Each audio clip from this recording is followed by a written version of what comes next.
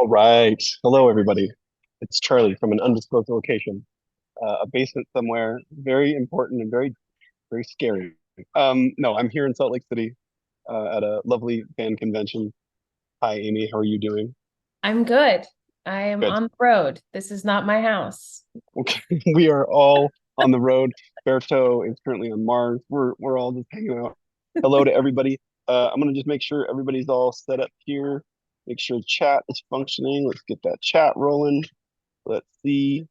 Um, Okay, so there are a few things. Chat is now open. You can also raise your hand if you have any questions. You can use the Q&A button if you need to use the Q&A. We're so excited for this fourth installment, this final installment in Ghost Hunting 101 with you, Amy. A couple of quick orders of business off the top. One, um, in a couple of weeks, we have a very spooky supernatural thriller book corner with Jared and Jen Padalecki that I need to let everybody know about. We're talking to the author of Whale Fall, Daniel Kraus. This is a hero's journey about a young man who goes to the bottom of the ocean to try to find his father's remains at the bottom of the ocean, and he gets swallowed by a whale. And that's not even a spoiler because the madness begins at that point. Um, we also just wanted to tell you a couple more things. We're at the end of this class. We're going to give you a little discount code for 10% off a future momentous because Amy and I have been talking and we have some thoughts, Amy, Yeah, about maybe doing. Mm, we have some things up our sleeves, but we can't really yes, say just yet, but we have some really cool things happening. So this is the end of Ghost Hunting 101, which we may do again someday. There is more coming, so stay tuned. this is true. So you're going to want this code that we're going to give out at the end of the class for 10% off. We also have lots more in October, maybe some friends of Amy as well. And you know what Chelsea just said, I'm so sad this is the last one. This has been so much fun, Amy, and I've had so much fun getting to know you and hearing your expertise. Thank you for doing these, Oh my honestly. gosh, I love it. Thanks for having me. Of course. So there's a few quick things. Also just bear with me. The internet here is a little funky, so things take a little bit longer. Just have a little patience. But this is also going to be a very academic, very research focused class tonight. So make sure you're taking notes. Yes, Um, get a notepad, pen yeah, and paper. get it out because we're going to go over a lot of information. We will be emailing you the code as well at the after the class is done. And as a reminder, these classes will be available to watch next week. This one will be available next week. I'm just so excited about this. Lots of people asking when you're going to come, where they are. You have a huge tour schedule. Where can they find your tour schedule, Amy? Just go to amybruni.com and click on events and appearances. I'm going to Wisconsin, Virginia, North Carolina, South Carolina. I'm in California tonight, Connecticut, New York. I'm all over the place. That's so great. Yeah. Well, you're a busy person, so I won't take up too much of your time. But let me say this: if you have a working camera and mic, if you want to be part of the front row, I'm going to be selecting a few people to come into the front row, so that you might be able to interact with Amy. Or if you have questions, remember to keep those questions relevant to the task at hand. Here, we've got a lot to get through, and give everybody equal time. If you have a meet and greet, if you purchase a meet and greet, that will be done at the conclusion of the class. So we ask that everybody exit at the end of the class. And then if you do have a meet and greet, please stay. Anyway, Amy, take it away. I'm ready. All right. Hey, gang. I'm super excited about this. Research is absolutely my most favorite part of investigating. Like, I think I grew into loving research. I think initially I was really into the idea of like having paranormal experiences. But the research to me has turned into the most important part of the investigation. And that is because this is how you truly provide answers. This is how you find out who is haunting a location and potentially why they're haunting a location. So just know that me learning to research was like, this is like decades of knowledge in the making. So tonight, I'm going to give you some very like high level tips on how to begin. Um, obviously, there's a lot of digging, there's a lot behind it, but this is going to be a really great like introduction to how to research haunted properties, your own house, if you're brave enough. So, I just want to point out that I might have said this in other classes, but my ideal is that I get a trifecta of information in an investigation. And that means I love to get a piece of evidence that matches with maybe something like a psychic hit if I have a psychic working. So if I get a piece of evidence that matches with something that a psychic says cold without knowing anything about the property, and then those two things match research, then I know I'm going down the right path. So that's why this is so huge. So just remember, like, paranormal investigation, people can question it all day long. They can question what we do. They can question whether they believe in ghosts. But the one thing you can get right and that you can prove to people no matter what is the history. So that's the one undeniable portion of it that we can stand behind no matter what. So it is really important. Okay. So I'm just going to kind of start from the beginning. Let's see. Okay. So I want to just kind of start from the beginning of like how, what is important during, what is important to find out about a property. Okay. So when do you want to research? That is totally personal preference. Some people like to research before they arrive at a location. Some people like to go in cold and research after and see if the research matches up with any evidence they get. That's like what TAPS used to do. I am a research before I go in kind of gal. I like to have some information to draw on. I like to have names. I like to have history as much as I can. Because the reality is a lot of times once you start investigating, you will get information or pieces of evidence that will lead you down new research paths. And so you need that time during the investigation to follow those leads. So I like to get as much done as possible in the beginning, but also remember not to let that lead your investigation. Don't assume that a ghost is who everyone thinks it is, right? How many times, I can't tell you how many times, I've walked into a place and people are like, oh yeah, we have this ghost of this little girl. Her name is Mary. She died. She fell down a well, and then I find out that like, some, dude died there named Bubba, and Bubba's been being called Mary for the last, 50 years, so you got to make sure you don't take everything everyone says, like completely to heart. I think probably a perfect example of this, I'm just going to say this really quick before we get into how to do this. A really good example was a case that I did in New York where the neighbor told me, so the poor woman bought this house. She's lovely. She's the one that makes quilts, and she made a quilt actually for my condo in New Hampshire. But side note, segue. So she was living in her house convinced that there was the ghost of a man in the attic who had taken his own life in the attic. He had supposedly hanged himself there, and she learned this from the neighbor. The neighbor insisted that this happened, right? So I went and talked to the neighbor, and he was like, yep, my dad told me this is what happened. I was a kid, and he said, yep, the neighbor, took his own life in the attic, and that is what happened. Absolutely. Except I dug up the records of the gentleman who had lived in that house, who had supposedly died in the attic. And I found out that this man actually lived into old age and died of cancer in a hospital. And so that is how much people will stand by what they think they know, even though it's not correct. And when I showed this man these records, he was just blown away because he had remembered all this time because his dad had told him this thing. And maybe his dad was talking about something else and he misremembered, whatever, this whole like historical game of telephone. But the records cleared that all up, that this man did not take his own life in the attic. He was not haunting this house. And this poor man had thought this whole time that this guy had died there and hadn't. So very important to dig into the research. So how do you do that? So when you are researching, I'm just going to, all right. Is everybody hearing me okay? Because my chat suddenly stopped and I just want to make sure we're good. Okay, thank you. All right. So,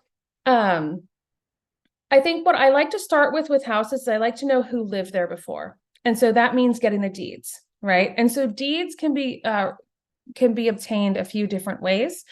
You're going to need to figure out who the local town clerk office is for that property. And you can either find those deeds online. Some places are automated are automated so that you can actually just like go in and find the deeds with the address or the name and look for real estate transactions. This is something that is very learned, and also it can vary very much by the location. The other thing that happens sometimes with deeds is that they'll only be digitized back to like a certain date. So sometimes you have to go back to like, you'll only be able to go back to like 1950. So you have to take that last deed and then you have to go in person into the town clerk's office and pull out the books. And there are usually people there who will help you do that. But the deeds will tell you who owned a property, how long they owned it, any like pertinent tax information on the property, what stood there before. Like it will go back the land as it's like been divided. You can find out what happened there before, what buildings were there before. And so once you get those deeds, you have a list of names of people that are associated with that property, which is a huge amount of information to take into an investigation, right? So that is what I do first and foremost. I pull the deeds. The other thing I do is I start using some online resources. Like I said, this is a very, like Charlie warned you, this is a very educational night tonight. So let me take a sip of wine so we can get through this. Okay. Sorry. It's okay. Now there are some really great tools online, but you can't completely rely on them. But I'm going to kind of go through them really quick. Write this down. One that I use all the time, and it seems very silly, but it has actually proved to be very useful for me. And I should get a cut every time I give them a shout out, is a website called diedinhouse.com. And so this website is designed to tell you if someone died in your house. The good news or the bad news is that they never know if someone died in your house. Like the website doesn't work for that. So I have used it. I've looked up past residences and things where I know people died in the home. There's no record of it. But what it does do is it pulls up the names of every person that has been associated with a property up to a certain point. So you suddenly have, some of these houses, you'll have 30 or 40 names of people who were associated with that house. And it'll also tell you if there was ever a fire on record there. It'll tell you if the place was ever a meth lab, if you need to know that. Very helpful. But mostly what I like to use it for is the names, because sometimes when you're looking through deeds, you're going to get the names of the owners, which doesn't necessarily tell you who lived there. So, the owners could be someone who rented the house out, or it could just be maybe the names of the parents who lived there, but maybe other people live there. Anyone who used the house as like a rental address or put it on a credit report or something, that is going to come up in the died in house records. It's like $10 a search, money well spent. Now, what are you going to do with those names? You got all these names, right? What are you going to do with those? This is where it starts getting a little tedious. You got to start looking up each and every one of those names to figure out what happened to them. Died in house will tell you on record if any of them have passed away that they have been able to dig up, but sometimes people have died and it won't be on there. So you need to take those names and move to another website. So I like to use Ancestry. Ancestry.com is really big. I like to use newspapers.com. Any digitized newspaper archive online is great. And I take those names and you look up each and every one of them. And I know that sounds crazy, but you look up each and every one of them and find out what happened to them. Some of them may have been, some of them might have died. Some of them might have been involved in something tragic, but you kind of like start ruling out your suspects, and you start obtaining a list of like, okay, this person lived in this house and they died. This person lived in this house and they died. This person lived in this house and, their sister died or their child died or something. And you start getting that list together. And newspapers.com is helpful because if somebody was involved in something especially tragic, it's usually reported there. Now, Ancestry, I've always put their names in there because that gives me the names of the people they're related to. So basically you are amassing all of this information, and it can be a lot, but honestly, sometimes it can be a total dead end too. Sometimes you'll bring up a house and there's like two names and you're like, well, I don't know what to do this. And they're like, only one family has ever owned it. So sometimes you have too much, sometimes you have too little. The other website I really like to use a lot is Find a Grave, which is also owned by Ancestry. Once you figure out if someone has passed away, if you're having trouble finding information about them, obviously you use Ancestry to kind of dig up information about these individuals. But sometimes you can even use findagrave.com and bring up information about these people based on their grave. And you can find out sometimes they're buried in family plots. You can find out exact dates of death, who around them has passed away.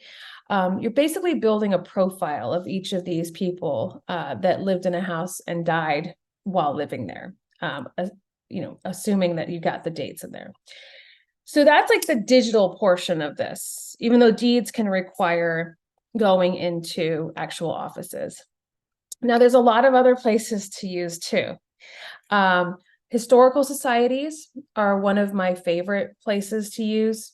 Hold on, I'm reading right now. Do you ever use law enforcement sites to help confirm any reports of crimes like murder? Okay, you won't be able to find that on a law enforcement website. You might be able to find that on newspaper, like newspapers.com. You can actually take the actual address that you're investigating. That's another thing I do is I'll take the actual address and plug that into like a newspaper website and see if that brings up anything, or I'll put the street name in or nearby cross streets and see if that brings up anything that's happened nearby. But what you can do with law enforcement, if you're not getting the information you're looking for and you suspect something happened there, is something called a FOIA, which is a Freedom of Information request, which is a whole other class. But you can probably look up how to do those, but those can take weeks, months. But there is, you can file for a FOIA. So,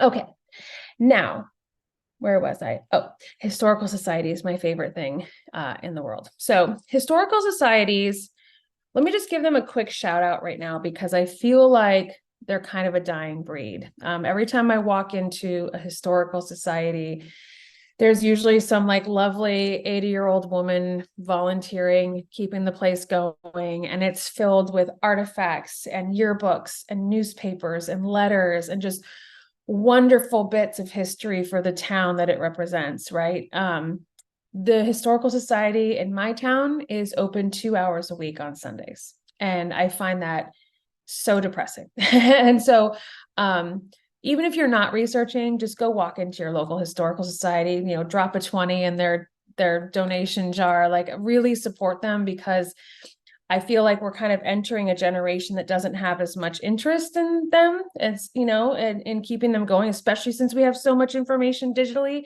but nothing replaces like that picking up of like an actual piece of history and being able to look at it. And you can find a lot of that at historical societies. So, there was one where I went and they actually had the local, somehow they had some cabinet that was filled with cards that listed the cause of death for every person who was buried in their local cemetery. It was the weirdest thing that they had, but they were like, here's this, can this help you? And I was like, yes, that can, thank you. And it was all alphabetized. Someone just did it at some point. And I would never have found that online. They will have old maps. Like you can look, if you're trying to figure out like what was near a house that you're investigating before, they will have like old maps that you can pull out and compare. And many of those old land plots have like the names of the families who used to own them. That's how we disproved, the whole Bathsheba Sherman thing in the Conjuring house. That's really one of the main reasons I love research so much is, Bathsheba Sherman existed. Everybody thought, obviously because of the Conjuring movies and all the stories that have been told, that she was this like evil witch that killed babies and whatnot. But She was a farmer's wife who died of old age and was buried in the local cemetery, and her funeral was presided over by a local pastor. And she was laid to rest and was there for many years until someone decided she was a witch. And then her grave to this day gets, you know, gets graffiti on it all the time. People knock it over because they're convinced she's a witch. And so this is why we need, not that being a witch is bad, by the way. I'm just saying, like, but the terms that they put on her that are completely untrue. That is one of the other reasons why it's important we get our history right, because she can't even rest in peace because of misinformation. So, okay. So historical societies, we talked about that. Now here's the other one that's really fun. This is one that I make Adam do a lot, and that is interviews. I like interviewing family members. I like interviewing, people who know the people who are being affected by a haunting. But sometimes you just have to go like boots on the ground and start knocking on the doors, because if you're in a neighborhood where a house has been haunted for a while, sometimes it's good to kind of get an outside perspective of people who aren't directly involved in the haunting. If you guys remember the Nancy episode of Kindred, Nancy was the bird watching ghost who was just lovely. One of the ways we found out that that house was haunted even before the family moved in was I went and I just knocked on the door of the neighbor. And I said, "Hey, can you tell me a little bit about Nancy? Because I just want to know what Nancy was like." And so she let me come in and we had this really great conversation about Nancy. And that was when she confessed to me that she had actually seen Nancy's ghost. She had seen, one day she looked outside in her backyard and she saw Nancy walking out into her backyard. And she was like, she called out to her and everything. And Nancy didn't even look at her, but she saw her as though she was alive. And I never would have known that if I hadn't just knocked on her door. So obviously safely, but it is really helpful to talk to people because they can give you insight. They can weigh in on what happened in the house before the family sometimes moved in, or what's happened in the neighborhood. And then, of course, you want to verify all of that information, right? You don't want to just take definitely don't ever take what people say as though it is like complete fact. You do need to back it up with some research. That's really important. But a lot of it can lead you down the right path. Another really great resource is local libraries. So libraries usually have a really extensive local history section. What I'm finding now too is sometimes historical societies are being absorbed into libraries. And so they'll have all the maps and whatnot. But they usually have they'll like historical societies have yearbooks and whatnot too, but a lot of times so do the libraries. There was one, it actually might be Rhode Island, where the Conjuring House is in Harrisville. I went into it was either their library or their historical society. They literally had a book called The Little Blue Book of Everything Bad That's Happened Here. And so literally it was just a book filled with every tragedy that had happened in the town.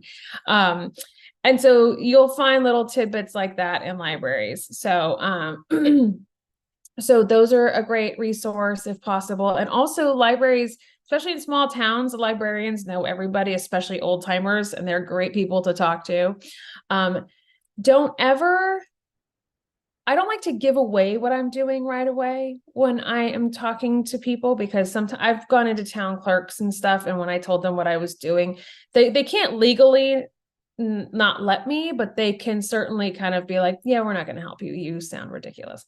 So definitely kind of try to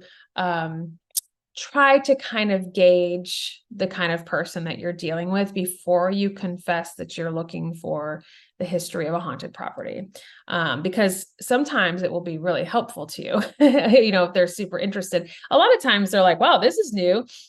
So let me see. Oh, I went libraries. Oh, Colleges, schools, universities. A lot of them still have like microfiche and whatnot, when we were investigating it was the Bell Grove plantation in, I want to say Virginia, we actually went to the local university and they had a huge collection of records of like enslaved people in that area. And like, that's very, very rare because that's one of the hardest things to trace. And so we were able to go through letters and records and kind of trace back people who had been involved in that plantation and find out what happened to them and where they ended up. And that was all through the university. So it really just means you just really have to think outside the box. And it's not going to be just any one of these things that's going to help you. Like, you will have to take information from one source and kind of take it to another source and dig even deeper. And your ultimate goal is to build a story around whatever property it is that you're researching. Now, just some like tips when you are looking for names. You need to like be very literal in when you're searching for them. So like if you're looking for Amy Bruni, for example, if you're looking for me on newspapers.com, you want to put Amy Bruni in quotations, right? Because if you put Amy Bruni, you're just going to get every Bruni or, Bruni, whatever. So put Amy Bruni in quotations. You'll also want to try it backwards. Try Bruni, comma, Amy in quotations. So you'll get like, just any kind of records that are in newspapers and whatnot. You'll also, I'm trying to think of with addresses, you'll want to put the number and the street in quotations. Like, that's a big search tool to make sure you're getting exact matches. You'll want to narrow it down, You'll want to narrow it down by region. So if you're looking for, 17 Baker Street, there's probably 1,017 Baker Street. So you want to look for 17 Baker Street in Pennsylvania, if that's where you're researching. And if you can narrow it down to the county or the town, even better. So keep that in mind as well. Let me see if there's any cool questions here. How many times when you don't tell them that they actually know of you? I don't know. I'm sure I've been outed a few times. Usually when you're in there and you're asking questions about properties that are really old, you're either a genealogist or you're a ghost hunter. You're like trying to dig up your ancestral past, or you're interested in something paranormal related, right? It's so funny. I know I've mentioned this in other classes, but I live in a 300-year-old house. I like to talk about that all the time. And there is a cemetery in my front yard. And recently a woman knocked on my door. And so this is kind of what you need to do. A woman literally knocked on my door. She had printouts and everything. And she was like, I think that my great, great, great grandmother is buried in your yard. And I was like, yep, go for it. She's down there. So she took the initiative to like knock on a door. Thankfully, I wasn't a, murderer, but okay. Let me see here. Any different resources for businesses or commercial properties? Really, no, there is not. I mean, sometimes the died-in house is not going to work for you with commercial properties, but deeds and everything will work for you with commercial properties, for sure. And that will also get you back to, like the land that was there before it. Let's see. I just want to see if there's any other fun questions. There was a question also, in addition to looking for information on a specific property, you recommend expanding to the overall area in case there's a history such as Civil War or neighbor battle or something like that. Absolutely. So there have been many times where I have found history that caused a haunting in a location when the history did not happen at the location itself.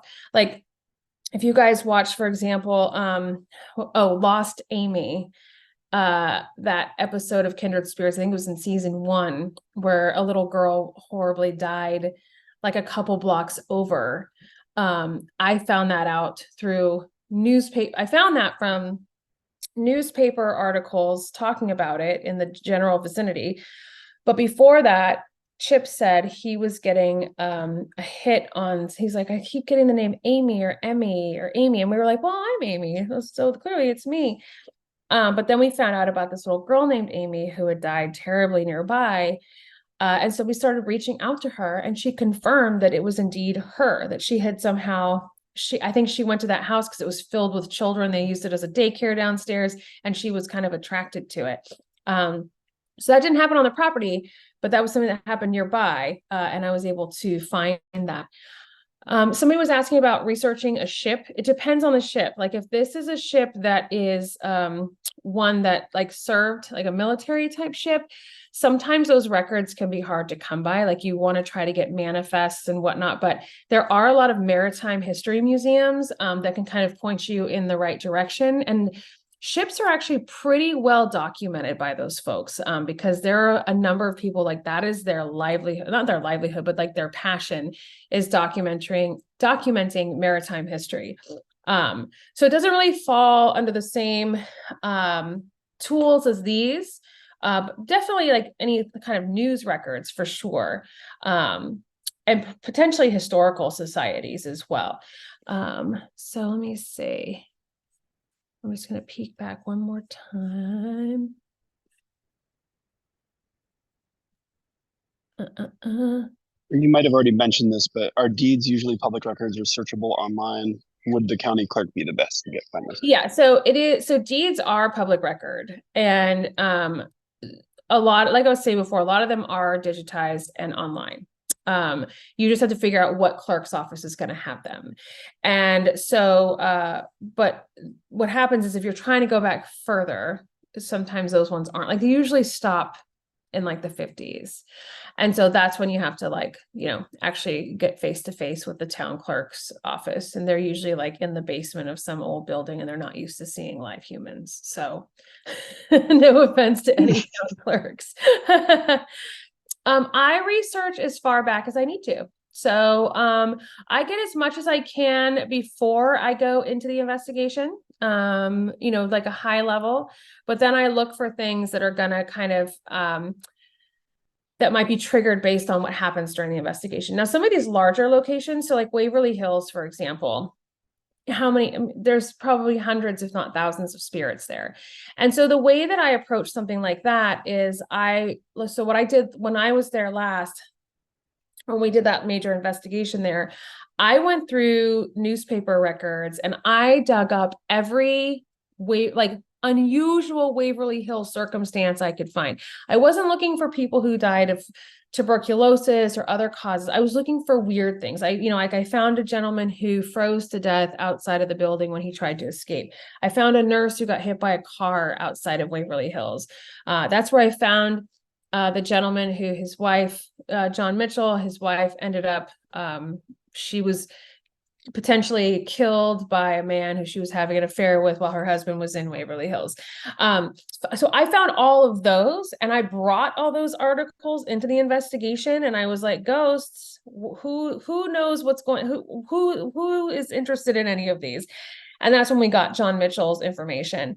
But sometimes you just have to take those like tragic instances, like when we did the Wilhelmina Crocker case. When we thought it might be Wilhelmina Crocker, we brought in her death certificate. We brought in her, the articles about how she was tragically killed. Death certificates are very, very useful, finding out how someone actually died. Because a lot of that stuff kind of ends up being legends and lore, and it can be very, even if you're not solving the case of a haunting, sometimes you can kind of clear things up for people. Like I was talking about that attic before, but you can kind of clear up these misconceptions about what people have said happened for years and years. And you can be the person that kind of stops that in its tracks, which can be really valuable, especially for spirits that are there having to hear this over and over again, this misinformation. So yes, Charlie. No, I'm just checking in on time. I know there's a few other questions. Maybe we can talk to the front row too if they have any questions. Yeah, I don't even see the front row today. they're haunting you just a little bit. They're waving. You want to Yes. raise Oh, your hand corporeally if you'd like to? I do want to talk about somebody mentioned trigger objects. A lot of your research can become a trigger object. And I'm not even just talking about what happened in the house per se or location. You can bring up historical things that happened in that area and bring up articles about it or bring up videos on YouTube about it, things that the spirits would kind of connect with or would resonate with them. You can bring that into the investigation as well to get a response. Yep. Front row, did you have any questions? You want to hit that raise hand? Yeah, Joe, put you in here. All right, here we go. All right, can y'all hear me? Yes. Hey, how's it going? So first of all, Charlie and Amy and then Berto, thank you for this class. It's been fantastic. I hate to hear that it's done, but it's promising that something else is coming along. So that's Awesome. great. Thank you. So the question I have kind of leads up to the very end of the class, is we've talked a lot about, ways to investigate, what to use, etc., research. So as you're going through and say that you're finding a place where you just can't find the information. You've gone through the websites, you've talked to the people that are not used to seeing people, all that stuff. And you basically come up with nothing. How would you then approach, or in your mind, would you recommend going in the place where essentially you just can't find the information? And you're not trying to be disrespectful, obviously, but as you go in there, you just don't know who could be there. What would you recommend in that case? Well, I mean, I've had that happen before in the sense that I couldn't find anyone directly associated with the property who died. But there's always information to be had as far as names of people associated with it. Like even if they didn't die, bringing up those names can sometimes be enough to kind of trigger whoever is there to respond. So you could say, hey, in 1977, the, Smith family lived here and they had these two kids and their names were such and such. Do you remember them? You can bring up that history and see if those spirits like kind of date, like when they may have appeared, like see what they remember. So even if you can't find history associated with them directly per se, you can find history that might be enough to kind of get them to talk to you. And then hopefully that will lead you down a path that will help you further. Great. Yeah, Karen. Yeah, hi, Amy. Hey. I was curious, and I was the one that asked about the ship. I'm going to visit the Queen Mary. Mhm. And so I've been doing research, but I also have your book and have gone back to listen to your podcast.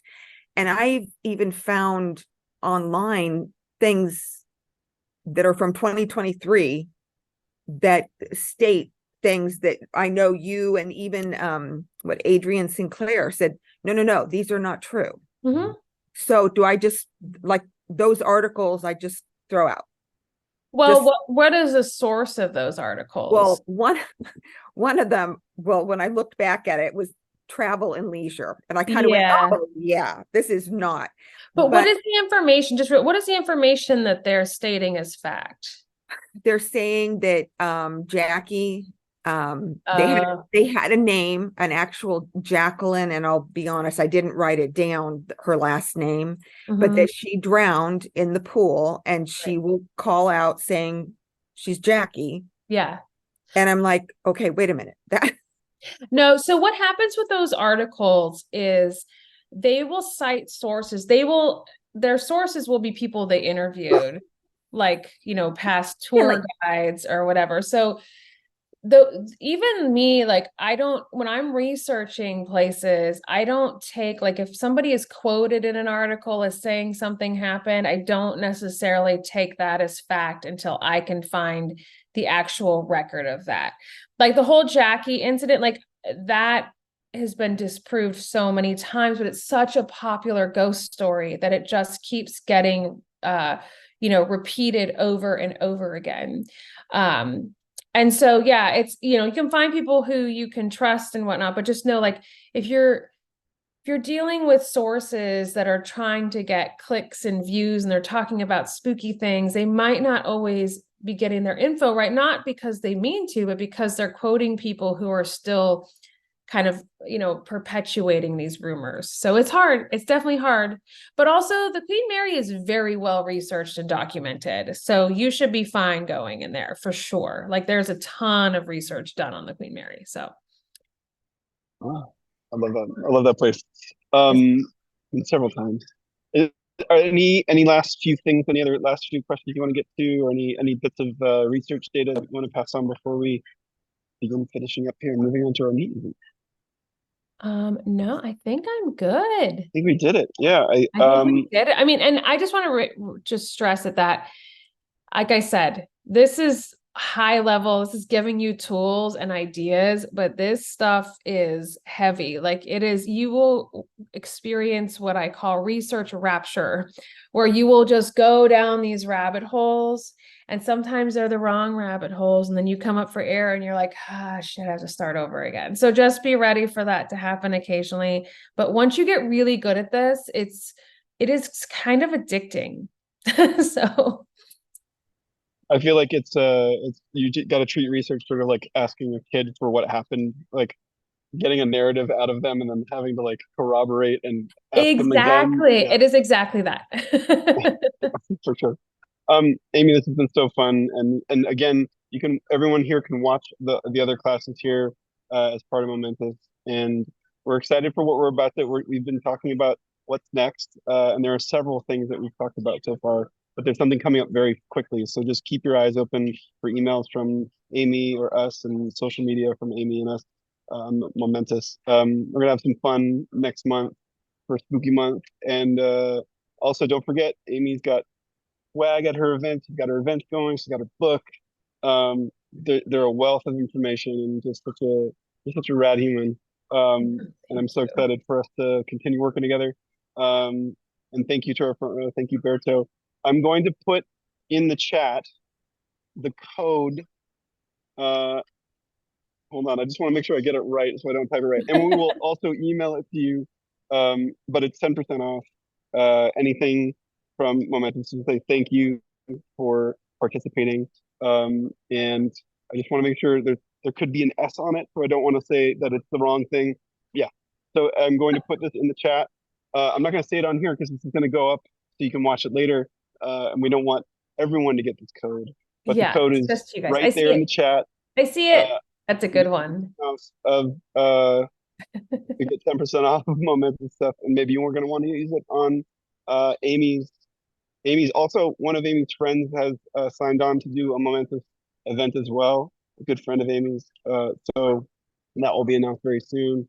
But thank you very much, everybody. Thank you, Amy. Thank you, Berto.